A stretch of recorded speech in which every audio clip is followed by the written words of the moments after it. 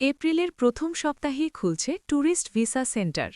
আসসালামু আলাইকুম, আপনাদের সবাইকে স্বাগতম আমাদের চ্যানেলের আরও একটি নতুন ভিডিওতে। আজকের ভিডিওতে আমি আপনাদের সাথে শেয়ার করতে যাচ্ছি একটি খুবই গুরুত্বপূর্ণ এবং সুখবর নিয়ে। এপ্রিলের প্রথম সপ্তাহ থেকেই আবার চালু হতে যাচ্ছে ট্যুরিস্ট ভিসা সেন্টার। যারা দীর্ঘদিন ধরে অপেক্ষা করছিলেন ভারতের ট্যুরিস্ট ভিসার জন্য, তাদের জন্য এটা হতে যাচ্ছে বড় একটি সুযোগ। এই ভিডিওতে আমি আপনাদের বলবো কবে থেকে খুলছে, কারা আগে আবেদন করতে পারবেন, নতুন কি নিয়ম এসেছে এবং কিভাবে আপনি সহজে আবেদন করবেন। তাই ভিডিওটি শেষ পর্যন্ত অবশ্যই দেখবেন।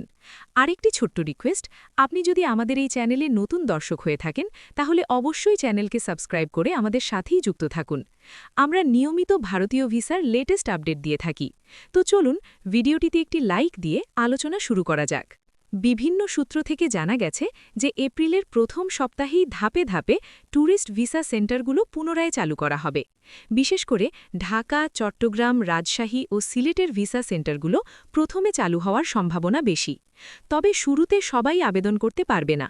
কিছু নির্দিষ্ট ক্যাটাগরির মানুষদের আগে সুযোগ দেওয়া হতে পারে, যেমন যারা আগে ভিসা পেয়েছিলেন, যারা জরুরি ট্র্যাভেলের প্রয়োজন দেখাতে পারবেন এবং কিছু ক্ষেত্রে পরিবার ভিত্তিক আবেদন।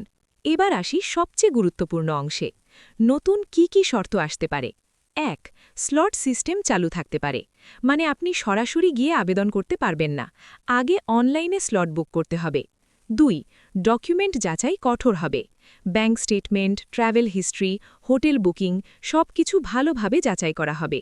৩. লিমিটেড আবেদন গ্রহণ, প্রতিদিন নির্দিষ্ট সংখ্যক আবেদন নেওয়া হতে পারে। ৪.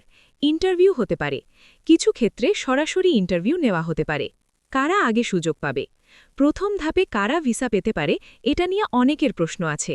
সম্ভাব্যভাবে যারা আগে একাধিকবার ভারত ভ্রমণ করেছেন, যাদের ট্র্যাভেল হিস্ট্রি ভালো, যারা পরিবারসহ ভ্রমণ করবেন।